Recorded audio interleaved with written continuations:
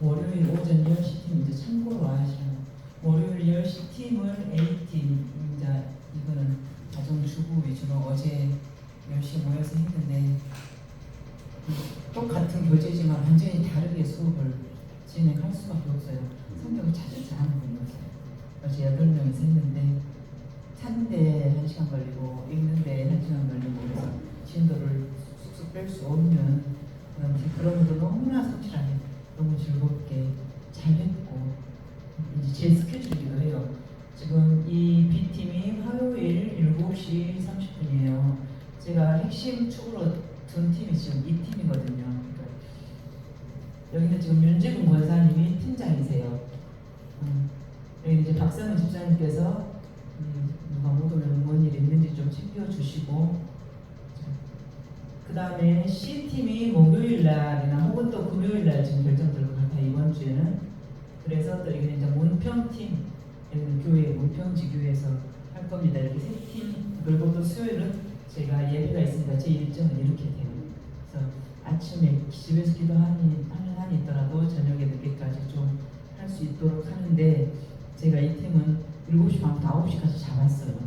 이제 밥을 먹고 하다 보면 9시가 좀 넘어갈 수도 있고, 교재는 제가 지금 이거 타이핑을 해서 복사를 했는데 이것을 5주 동안 할 계획인데 이 팀에서는 4주 정도, 그리고 이제 정식적인 교재를 만들어서 들어가는데, B팀의 특징은 성경 읽기를 할 겁니다. 여기서는 다음 시간에 그 관이랑 박한나 집사님 오면을 시작하려고요.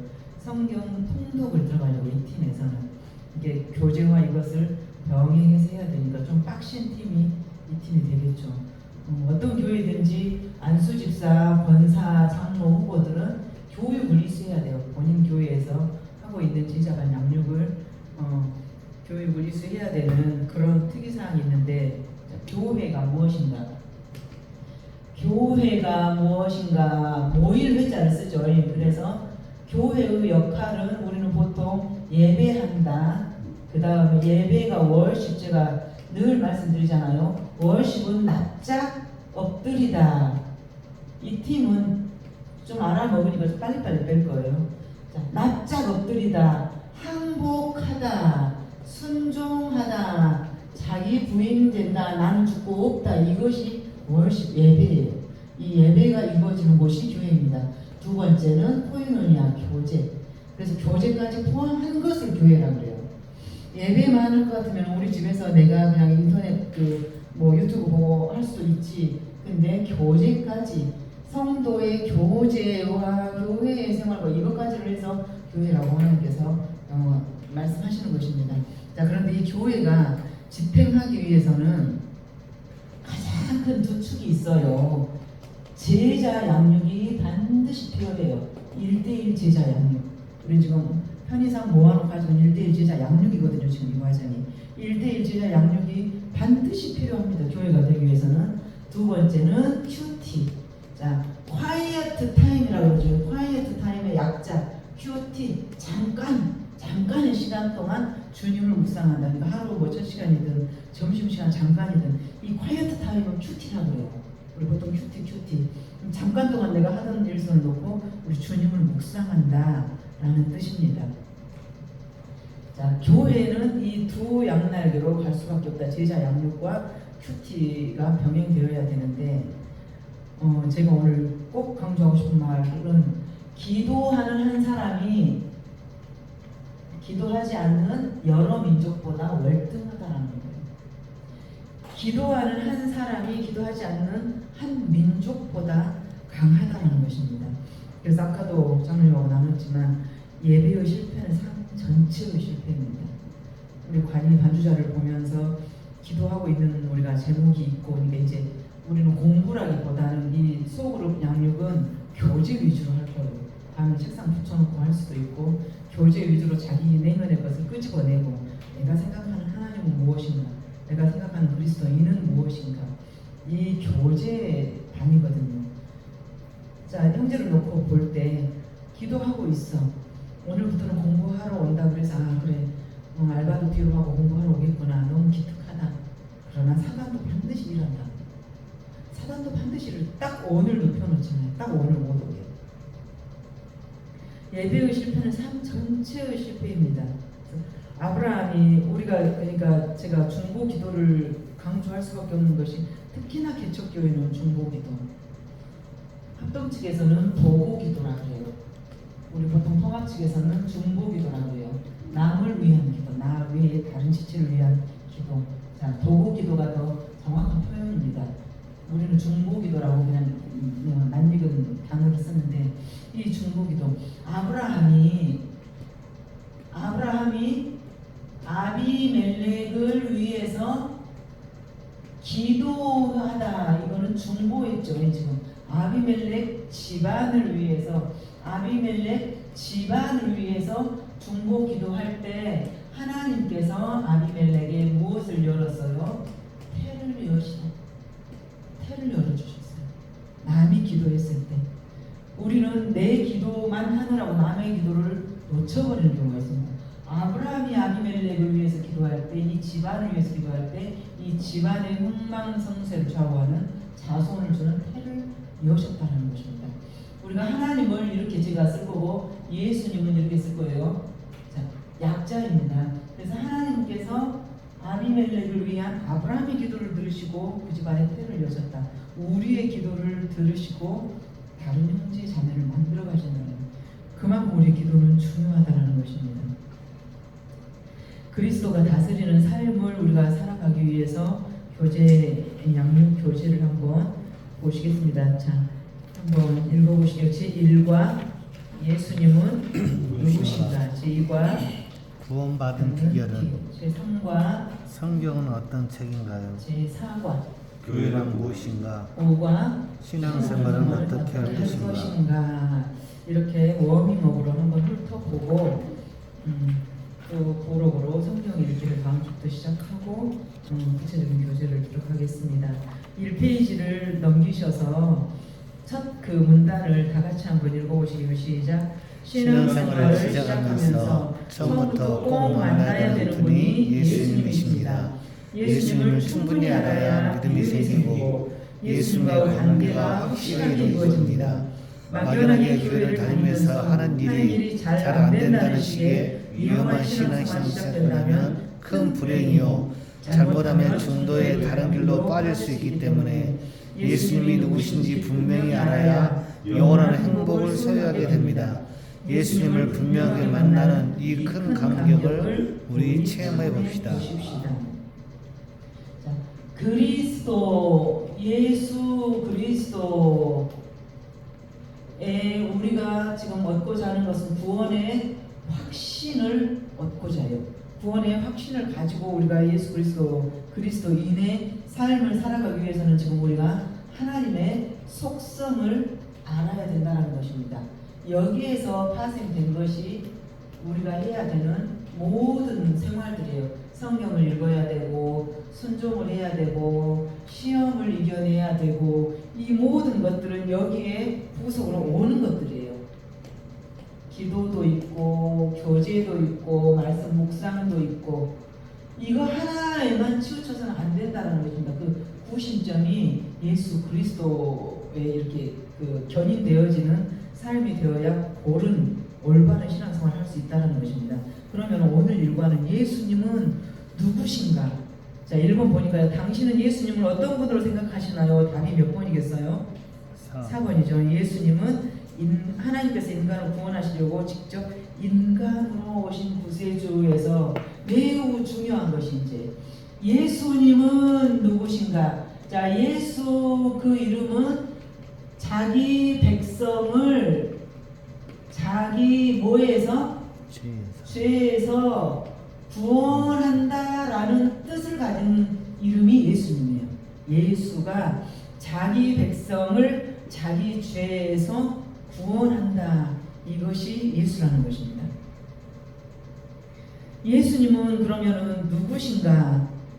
자, 한번 제가 맡겨드릴게요. 유정희 집사님 마태복음 1장 18절, 박성우 집사님 빌립보서 2장 6절, 옥석 집사님 요한복음 1장 1절, 장로님 요한복음 10장 30절. 자, 유정희 집사님 먼저 읽어주세요. 시작. 예수 그리스도의 낳으심은 이러한가. 그의 어머니 마리아가 요셉과 약혼하고 공부하기 전에 성령으로 잉태된 것이 나타났더니. 아멘. 빌립보서 그는 근본 하나님의 본체시나 하나님과 동등됨을 취할 것으로 여기지 아니하시고 그 뒤까지 보여주세요. 오히려 자기를 비워 종의 형체를 가지사 사람들과 같이 되셨고 그 다음에 그 뒷절까지 사람의 모양으로 나타나사 자기를 낮추시고 죽기까지 복종하셨으니 곧 십자가에 죽으시리라. 아멘. 요한복음 1장 1절. 태초에 말씀이 계시니라.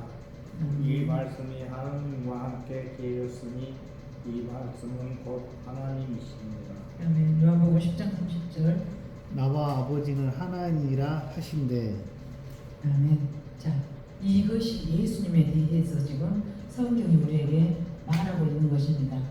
성경에서는 지금 예수님은 아까 보니까 마태복음 보니까 그의 모친 마리아가 요셉과 정혼하고 아직 동거하지 않았는데 성령으로 잉태된 것이 나타났더니 그래서 동정녀 처녀를 동정녀라 그래요. 아직 남자를 알지 아니하는 처녀 동정녀에게서 나셨다. 자, 그가 예수님이시다. 두 번째는 빌립보서에서는 원래 하나님의 모습이었으나 그 동등됨을 취하지 아니하시고 다 버리고 낮고 천 모든 특권 왕으로서의 모든 특권 다 버리고 낮고 천한 종의 모습으로 사람의 모양으로 오셨다. 요한복음 보니까 태초에 말씀이 계셨는데 그 말씀이 우리 육신 가운데 나타난 것이다. 또 요한복음 10장에는 나와 아버지는 하나이니라. 그래서 예수님은 크게 뭐예요? 신성과 인성을 갖춘 분이 예수님이십니다. 완전한 신이고 완전한 사람이에요. 완전한 신이고 완전한 사람. 이거 어느 하나를 거역하면은 이단이 되는 거예요. 예수님의 신성을 부인하거나 예수님이 사람이라는 인성을 부인하거나 이러면은 이단이 된다는 것입니다. 예수님의 신성을 부인한 것이 대표적으로 유대교, 우리 구약 성경을 믿는 유대교, 그 사도 바울, 정통 로마 시민, 정통 로마 교인 사도 바울이, 정통 유대교인 사도 바울이 구약은 다 믿어요. 하나님은 다 믿어요. 그러나 그 하나님이 사람으로 왔다라는 것을 인정을 안 한단 말이에요. 예수가 하나님이라는 것을 인정을 안 하는 것이 유대교잖아요. 그래서 예수님은 완전한 신이시고 완전한 사람이다. 이 중에 어느 하나가 치우치거나 믿지 않으면 이단이라고 규정된다는 것입니다. 요한복음 1장 1절을 보니까 제가 항상 강조하는 것이 태초에 뭐가 있었어요? 말씀이 계시니 그 말씀이 곧 하나님이시니라. 이 말씀이 곧 하나님인데 이 말씀이 육신이 되어 나타났다. 그래서 우리가 말은 영이다. 말은 영. 말 무지하게도 다 빠르시죠. 영이에요. 영리하다 그러죠. 그래서 자, 그래서 예수님은 완전한 신이고 완전한 사람이다. 이것이 이론적인 정리예요. 2번 한번 같이 문제를 읽어봅니다. 시작.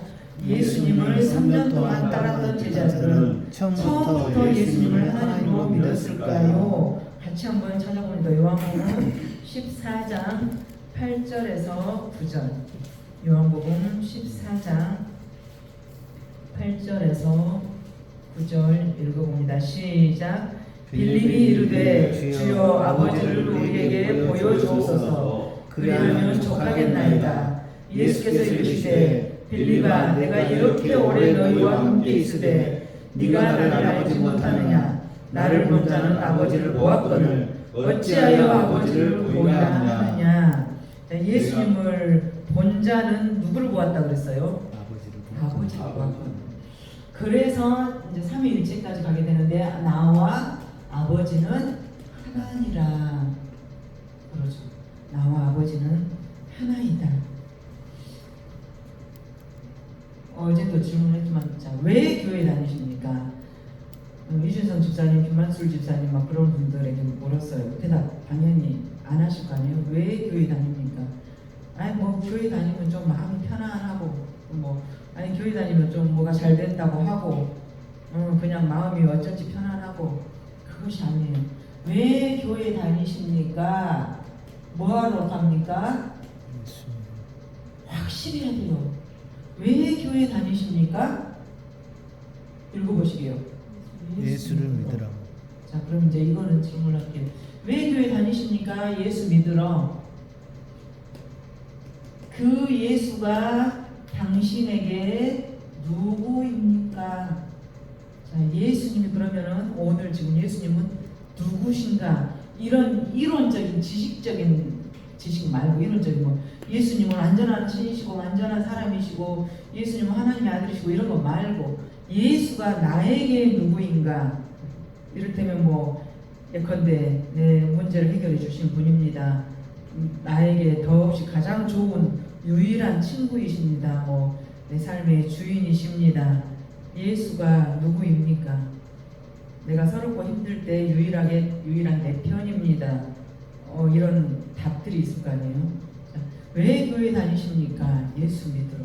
그러면 그 예수가 누구입니까? 장로님 먼저 대답을 해주십시오. 내 삶의 주인 되시는 분이십니다. 내 삶의 주인 되십니다. 주인님의 명령대로 진짜 하십니다. 그렇게 살려고 방향을 잡고 있습니다. 주인한테 물어도 안 보고 싶으면 마음대로 살면서 주인 주여 우리가 그러고 제 스스로에게 그래요. 주여 아침에 주여 하면서 너 다 그럼 물어보냐? 너 다 의논하냐? 박상현 집사님은 그러시죠?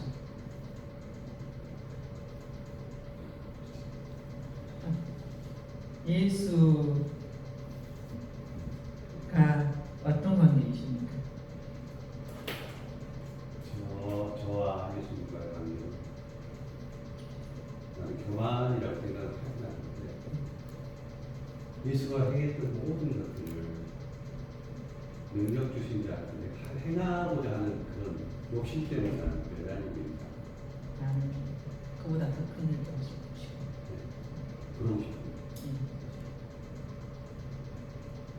그러니까 수요일 예배 때도 제가 말씀드렸지만 주일 예배 때도 말씀드렸지만 그리스도인은 하늘의 것을 끌어다가 이 땅에서 누리는 것이고 하늘의 비밀한 그 크고 대단한 그 권세와 위력을 끌어다가 이 땅에서 누리는 자들을 그리스도인이라고 해요. 아멘. 그 끌어내리는 방법이 뭐예요? 기도라는 매력이 뭐냐면 하다 보면은 빨려 들어가서 성령이 말할 수 없는 탄식으로 기도를 시키잖아요. 그 사람 기도를 내가 하려고 생각도 해본 적이 없는데 그 사람 기도를 시키시고 우리 유집사님에게 예수님은 지금은 어떤 관계입니까?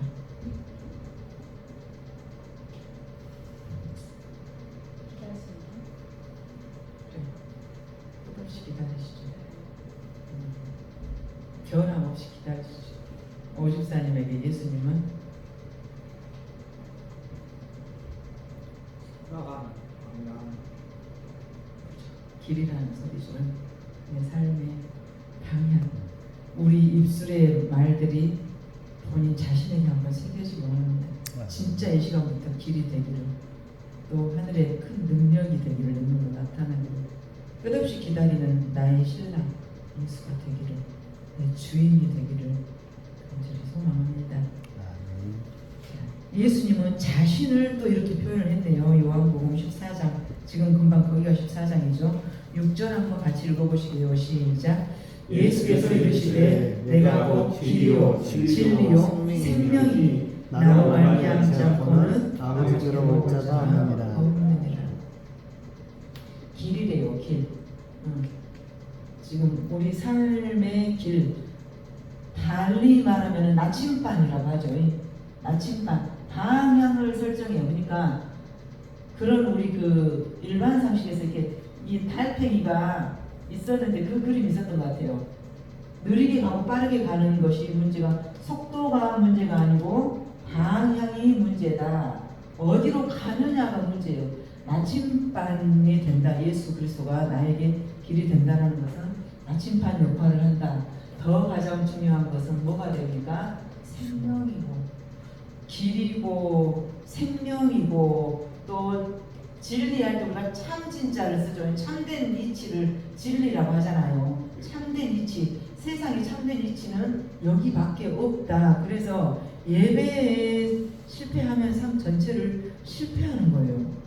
그것을 깨닫게 하기 위해서 얼마나 우리가 기도를 하는지 몰라요. 정말로 우리가 기도하면서 펑펑 눈물이 나올 때가 어떤 때입니까? 그 영혼을 생각할 때, 그 영혼을 생각할 때 아버지 저가 몰라서 저래요 지금 어쩌면 좋겠어요 할 때 가장 눈물이 나는 것 같아요. 좀 알기를 원하는데 어째 저렇게 모를까요? 지금 오늘 일어난 이 현상과 상황을 보면서 망치로 맞은 듯이 하나님이 내게 들려주는 음성이구나. 저 같은 경우는 20살도 안 됐을 때부터 학교 다닐 때부터 어떤 일이 있으면 한 1km 떨어졌어요. 교회가 막 교회 달려갔거든요.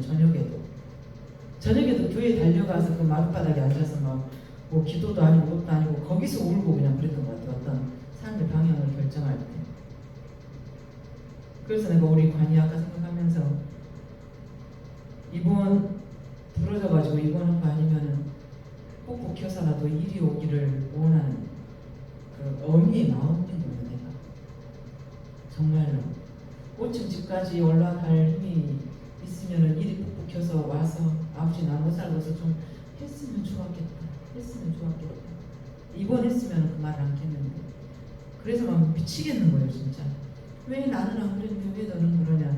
나는 그럴 때는 아무도 없는 텅 빈 교회 가서 엉엉 울고 곁당 지었던 것 같아. 진짜로 죽고 살고 그런 갈급함이 있기를 정말 제가 원하는 거죠. 절대 허투루 읽어서는 안 되는 것이 오늘 6절입니다. 내가 길이고 진리고 생명이다라는 것이 나에게 레마로 이 말이 와야 돼요. 정말 내 삶의 길인가? 이 양반이 길인가? 이 예수님이 나에게 진짜로 또 진리인가? 참된 이치인가? 그러면 그분 말씀대로 사는 것이 우리가 왜 교회 가니? 예수 믿으러 가요. 그 예수를 어떻게 믿어요? 알아야 믿어요. 어떻게 알아요? 들어야 읽어야 안단 말이에요. 그러면은 너무 신기한 것이 성경 말씀은 제가 늘 강조하잖아요. 성경만 보면은 뭐 밥이 나오냐 떡이 나오냐 여기에서 다 나온다고. 삶의 모든 것들이 여기서 다 나와요. 그 성경을 보고 있는 하루 한 시간이 아깝다고 우리는 생각하지만 거기서 다 나온단 말이에요. 약속을 하셨어요. 당신이 길이고 진리고 생명이라고. 그러면 그 약속을 시건치 아니한다. 먹어버리지 아니하시는 우리 하나님의 신실하심을 우리는 믿는다는 말입니다. 자, 예수님은 어떻게 그러면 이 땅에 오셨는가? 마태복음 1장 신약성경 맨 첫 장이죠. 성경 찾기 훈련 과정인 것 같아요. 공부는 제자의 거죠. 마태복음 1장 18절에서 25절까지 저와 차례로 읽어갈게요. 예수 그리스도의 나심은 이러하니라. 그의 어머니 마리아가 요셉과 약혼하고 동거하기 전에 성령으로 잉태된 것이 나타났더니 그의 남편 요셉은 의로운 사람이라 그를 드러내지 아니하고 가만히 끊고자 하여 이 일을 생각할 때에 주의 사자가 현몽하여 이르되 다윗의 자손 요셉아 네 아내 마리아 데려오기를 무서워하지 말라. 그에게 잉태된 자는 성령으로 된 것이라. 아들을 낳은 이름을 예수라 하라. 이는 그가 자기 백성을 그들의 죄에서 구원할 자이심이라 하니라. 이 모든 일이 된 것은 주께서 선지자로 하신 말씀을 이루려 하심이니 이르시되 보라 처녀가 잉태하여 아들을 낳을 것이요 그의 이름은 임마누엘이라 하니라 하셨으니 이를 번역한즉 하나님이 우리와 함께 계시다 하니라. 요셉이 잠에서 깨어 일어나 주의 사자의 분부대로 행하여 그의 아내를 데려왔으나 아들을 낳기까지 동침하지 아니하더니 다음에 이름을 예수라 하니라. 아멘. 특이하게 19절 다시 한번 읽어볼게요. 시작. 그의 남편 요셉은 의로운 사람이라 그를 드러내지 아니하고 가만히 끊고자 하여. 하나님이 쓰시는 사람이 이런 사람이에요. 그 시절 처녀가 잉태했어요. 이 요셉은 얼마나 지금 당황스러워요. 정혼이 약혼인데 너하고 나하고 두 집안이 정혼을 했어요. 약혼을 했어요. 그리고 신부는 다시 자기 집으로 가서 1년 후에 신랑이 이제 준비를 해가지고 데리고 옵니다. 이것이 결혼입니다. 유대 팔레스타인 운동에서는 1년 동안 약혼 기간 1년이에요. 정혼만 했을 뿐이지 아직 부부는 안 됐어요. 근데 내 약혼녀가 임신을 해버렸어요. 그때 당시에는 돌에 맞아 죽을 짓을 한 거예요. 자, 그런데 하나님이 쓰시는 사람, 이런 사람, 그의 남편 요셉은 의로운 사람이라 그를 드러내지 아니하고 가만히 끊고자 하여. 이것이 우리 믿는 자의 나아갈 바예요. 어떤 사람이 어떤 단점을 보고 원래하고 막 마이크 대고 동네 방네 하는 우리의 습성과는 달리 이 요셉은 기가 막힌 이 일 앞에서 가만히 끊고자 결단했을 때 주의 사자가 나타납니다. 주의 사자가 말을 해줬기 때문에 마리아 꼴을 보고 참았던 것이 아니에요. 본인이 이미 결단했어요. 덮어주기로, 가만히 끊기로, 그냥 소문내지 않기로, 나만 그냥 끝내기로 결단한 것을 보고 이 일을 생각하고 있을 때 주의 사자가 데려오너라 성령으로 잉태됐단다. 그래서 이 굉장히 설교 주제로 쓴 이름이 이 남편 요셉입니다. 의로운 사람이라 그를 드러내지 않고 가만히 끊고자 하여. 돌에 맞아 죽을 여자를 가만히 끊고자 하여 덮었다. 그래서 이 예수의 어원이 여기서 나오죠. 오늘 지금 제목 예수님은 누구신가? 예수님은 어떻게 이 땅에 오셨냐면 약혼하고 동거하기 전에 성령으로 잉태되었다. 예수 이름은 구원자라는 뜻이다. 자, 예수는 구원자라는 뜻이다. 그 다음에 거기 뭐가 나옵니까? 임마누엘은 하나님이 우리와 함께 계시다. 함께 계시다. 자, 임마누엘 하나님은 우리와 함께 계시다. 여호와 하나님, 이거는 뭡니까? 언약을 신실히 이루시고 지키시는 하나님은 여호와 하나님. 그래서 여호와 이레 하면 뭐예요? 여호와께서 이레의 어원이 어디서 나왔어요? 아브라함이 자기 아들 이삭을 모리아산에 제물로 드리려고 할 때 거기에 뒤에 순양이 준비되어 있었잖아요. 그래서 여호와께서 준비하시다. 그래서 여호와 이레, 여호와 라파, 이거는 치료하시는 하나님, 여호와 삼마, 여기에 계시는 하나님, 임마누엘 하나님, 하나님이 우리와 함께 하시다.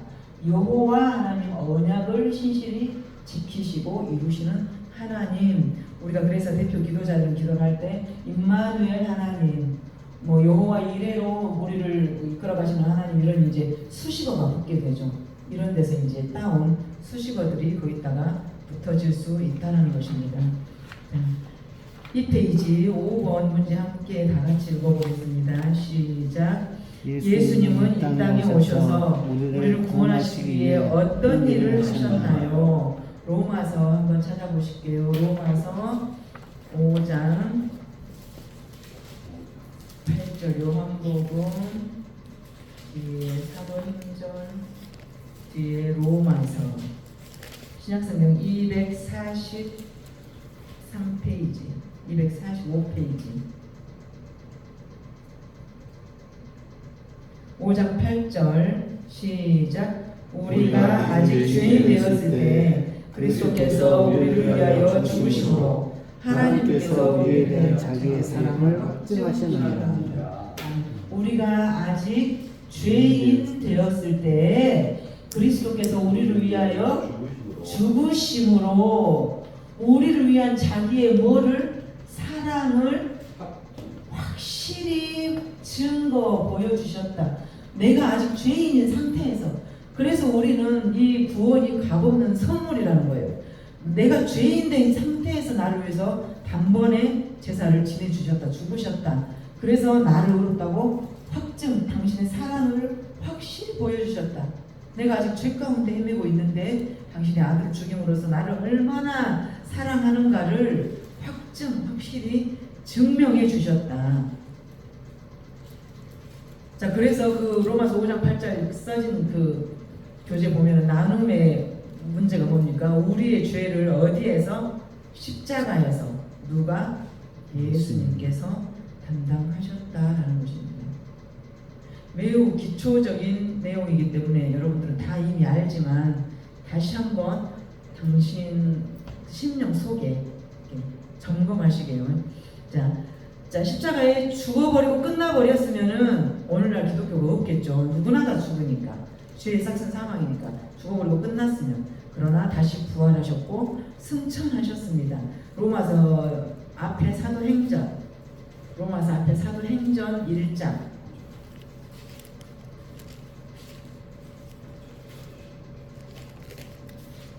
1장 9절에서 11절 읽어봅니다. 시작. 이 말씀을 마치시고 그들이 보는데 올려져 가시니 구름이 그를 가리어 보이지 않게 하더라. 올라가실 때 제자들이 자세히 하늘을 쳐다보고 있는데 흰 옷 입은 두 사람이 그들 곁에 서서 이르되 갈릴리 사람들아 어찌하여 서서 하늘을 쳐다보느냐. 너희 가운데서 하늘로 올려주신 이 예수는 하늘로 가실 분 그대로 오시리라 하셨느니라. 이것이 우리에게 주신 약속입니다. 성령을 보내주시겠다.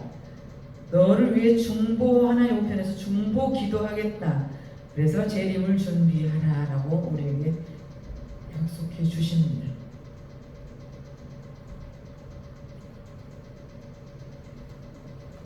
교회를 다닌 지 1년이 됐든 10년이 됐든이 중요하지 않습니다. 저는 교회 다닌 지 50년 됐어요.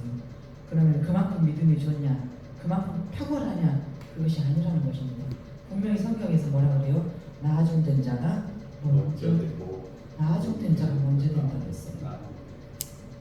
그래서 정말 영안이 열리고 귀가 열린 사람들 보면은 교회 다닌 지 얼마 안 됐는데 굉장히 초고속으로 스피드로 신앙이 자라갑니다. 서서히 자라는 것이 정상은 아니에요. 속도가 중요한 것이 아닙니다. 그런데 우리는 교회 다니면서 왜 다녀요? 그러면 대답을 못하다니. 예수님이 누구래? 설명 좀 해줘. 그러면 설명을 못한다는 것입니다. 적어도 우리가 교회를 왜 다니는지, 예수 믿으러 그 예수는 왜 믿어야 되는지, 예수가 나에게 어떤 관계인지, 자 거기까지가 중요한 게 아니고 문제는 내 삶에 그러면은 실제로 어떤 영향을 주는지가 중요합니다. 실제로 어떤 영향을 주는지.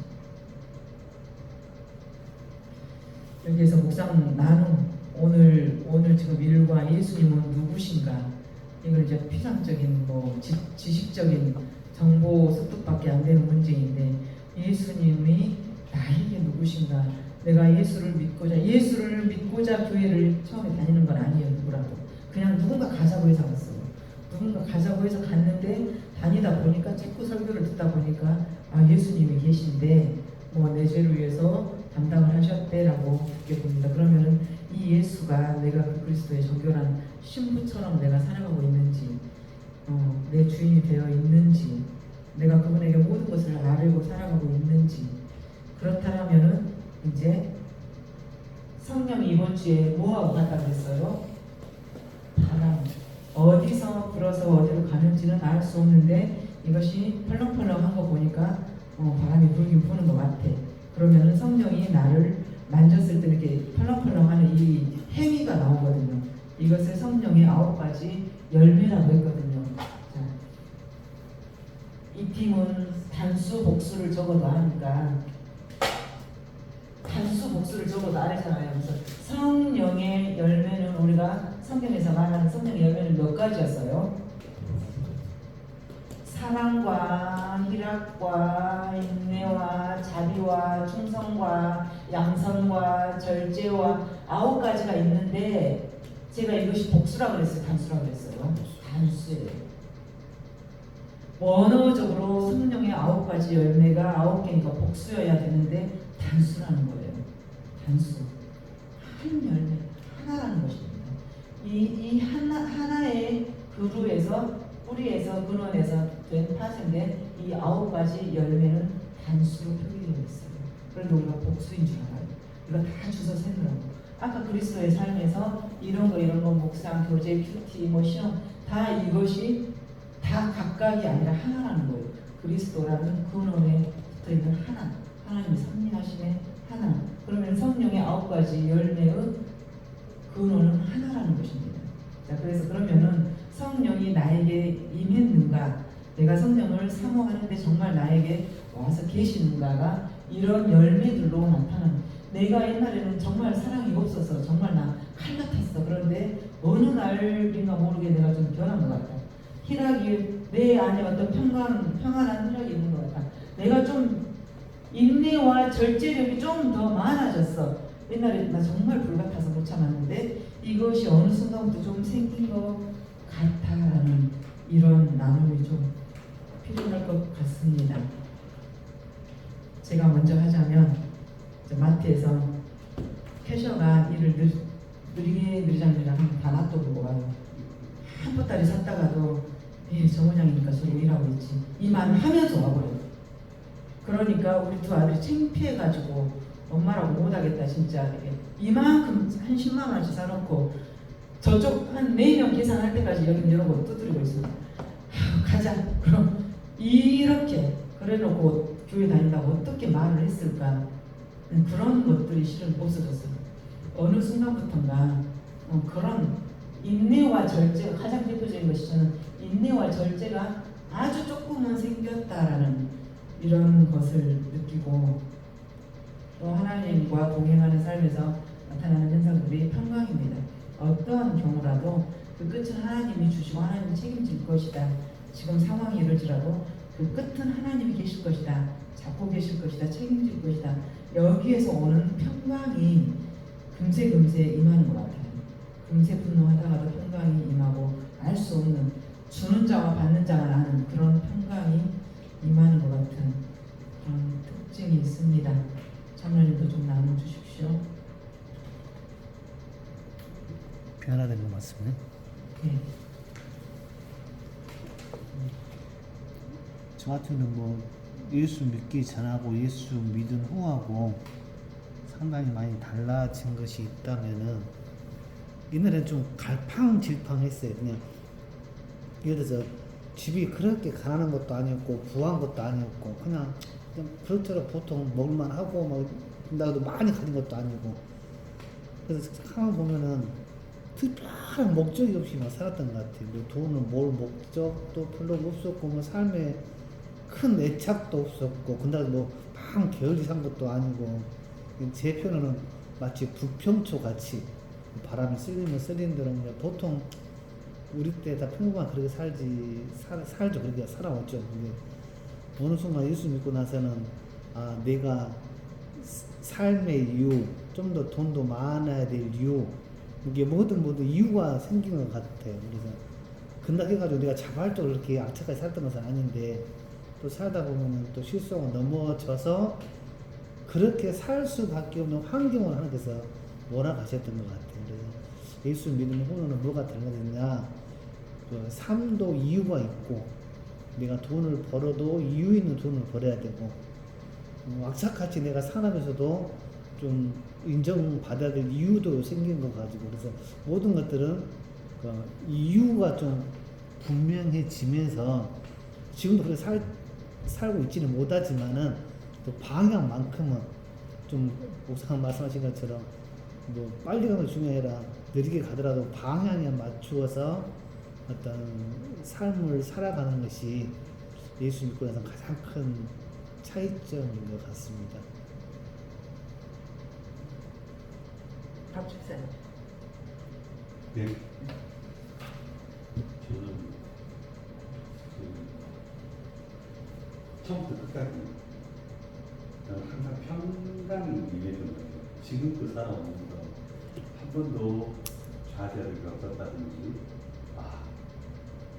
절망했다든지 누구를 미워했다든지 이런 것도 없었고 그 본질 자체가 이제 점점 깊어지겠지만 내가 서로 사랑하라고 이런 얘기가 내 안에서 항상 넘쳐났던 것들은 우리 아버지 어머니 욕심의 아버지 어머니로부터 받았던 그 사랑을 나누는데 인색함들은 뭐냐면 내가 가지고 있지 못해서 못 줬을 뿐이지 이거 막 남이 잘 되니까 배 아프다 이런 것 한 번도 없었고 그런 무한한 평강이 나한테 임했었고 지금은 믿으면 믿을수록 지금 더 갈급해진 것은 뭐냐면 예수가 행했다. 그러니까 우리가 죽으면 천국 막 이런 것들의 어떤 예수의 장로에 가지고 있는 어떤 그 도덕적인 윤리관 이런 것들은 난 사실 너무 불신한 단계보다는 너무나 시시한 것 같고 그래요. 예수님 자체가 행했던 어떤 우리가 귀신 들린 자 쫓아내고 치료에서 사역했던 그런 것들을 내가 이 세상에서 한번 해보고 싶다는 생각. 믿음이 깊으면 깊을수록 나의 교만은 아니지만 이것들을 행하는 것들이 능력 아닙니까? 능력 행하고 싶다는 생각들을 지금 하면서 계속 기도하고 있습니다. 나 그거 해보고 싶어요, 진짜. 이석 집사님, 뭐가 요새 좀 달라집니까? 이제 살면서 무슨 문제가 있거나 그럴 때 그전에는 이제 내가 판단을 했는데 지금은 이제 성경책에서 찾아보게 되고 그거는 바뀌어진 것 같아요. 고자질할 대상이 있다는 것이 가장 행복한 것 같아요. 옛날에는 나 혼자 다 해결했어야 됐는데 지금 아버지한테 일러요 그냥. 아버지 제가 그랬대요. 아버지 내가 어저께 기분이 그랬대요. 저러지 않으면 좋겠는데 저랬대요. 고자질할 대상이 생겼다는 거, 그것도 무궁무한한 분이 내 고자질의 대상이라는 것이 너무나 든든하죠. 유집사님은 어때요? 그렇게 생각했는데 방향이 잘 된다. 저는 무슨 만날 전에는 끊임없이 비교로 저의 삶을 계속 부족한 건 비교를 통해서 항상 충족하려고 끊임없이 애쓰고 끊임없이 너무 좋았던 것 같은데 세상을 보는 눈이 바뀐 것 같아요. 방향이 옆에 있는 누군가가 필요되는 게 아니라 맞아. 네, 그래서 왜 하나님 인간을 만들었지라는 물이 처음 생겼었거든요. 근데 인간의 목적이 무엇이라고 했을 때 목사님이 영광과 찬양을 우리 위해서 만들었다고 하는데 그 말 되게 이상했어요. 그죠. 뭘 영광과 나도 뭘 그런 찬양을 올린다는 게 있는데 그게 사실 요즘 최근에 묵상을 하고 있는데 인간의 이제 그러면 이쪽했던 게 무언인가 이제 이렇게 해야 되는데 그 방향이 정해지고 나니까 최근에 그 전에 내가 느꼈던 게 내적인 뭐 열망, 갈망 이런 게 어떤 존재에 대한 그 궁금증 이런 식으로 약간 미화돼서도 제가 느끼긴 했는데 방향이 정해지니까 예전에는 어떤 일이나 나로 인해 생겼던 일이라든가 아니면 환경에 인해 생겼던 일들이 항상 핑계거리 찾았었거든요. 엉망치게 핑계를 찾았었는데 지금은 그 사건을 그냥 보는 것 같아요. 직면할 수 있는 용기가 생긴 것 같아요. 그전에는 내가 이걸 벗어나기 위해서 회피하기 위해서 항상 핑계거리 찾았었거든요. 이것 때문에 잘못했었고 과거 어디도 잘못했었고 했었는데 지금은 그런 좋은 것들에 대해서 어떻게 제가 해석을 해야지 제가 더 나아갈 수 있는 것 그런 것 같아요.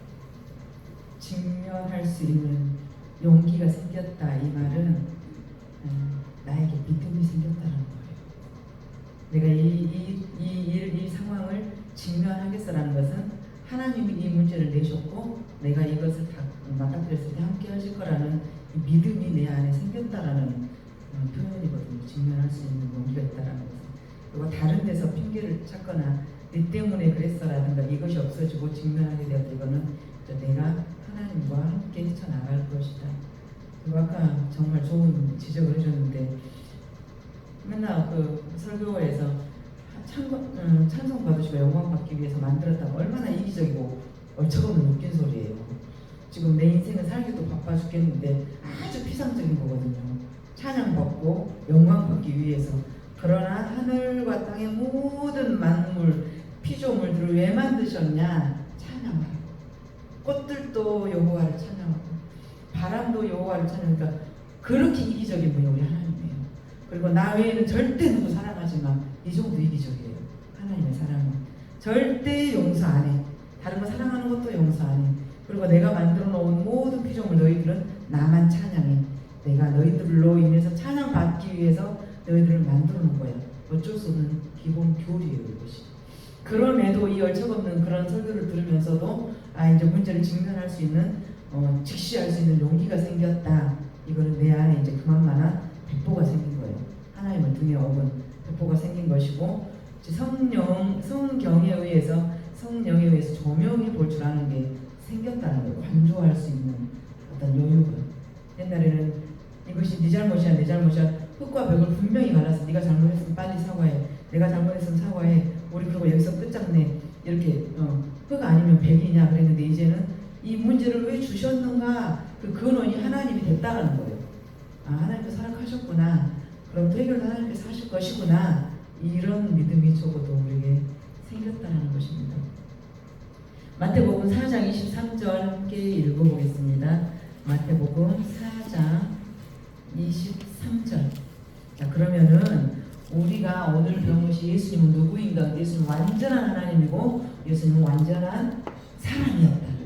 자, 이 예수님은 동정녀에게서 나셨다. 성령으로 잉태돼서 나타나셨다. 예수님은 본자는 하나님을 본 것이라고 하셨다. 그래서 나와 아버지는 하나라고 하셨다. 삼위일체에 대해서 다음 시간에 안나 집사님이 들어야 되니까 같이 하게요. 자, 이 예수님이 그러면 이 땅에 와서 뭐하러 와서 뭔 일을 하다가 가셨는지 마태복음 4장 23절 시작.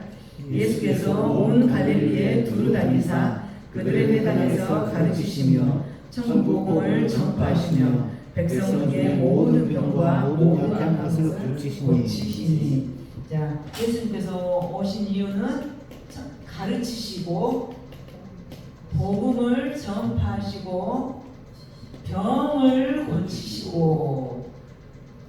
자, 우리가 해야 될 일이에요. 이것이. 그래서 예수님이 하셨던 가르치시고 복음을 전파하시고 병을 고치시고가 예수님의 제자된 우리에게도 이보다 더 큰 일도 할 수 있다라고 말씀해 주셨어요. 그래서 자, 우리는 하나님의 이 말씀을 믿을 때 믿는 자에게만 우리 주님은 일을 하신다는 거예요. 믿는 자를 통해서 일을 하시는 분이 하나님이세요.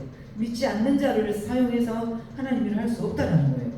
그래서 하나님께서는 믿는 자들을 통해서 당신의 일을 이끌어 가신다, 이루어 가신다. 예수님이 하셨던 가르치고 복음 전파하고 병을 고치시는 그 일을 우리도 사모함으로 할 수 있다, 해야 된다는 것입니다. 그래서 땅끝까지 복음을 전파하는 것, 무지한 자에게 가르치는 것, 또 아픈 자, 가난한 자, 심령이 가난한 자, 몸과 마음이 아픈 자, 이런 것들을 고치는 것, 그 역할을 우리가 같이 계속해 나가기를 간절히 소망합니다. 기도하시겠습니다.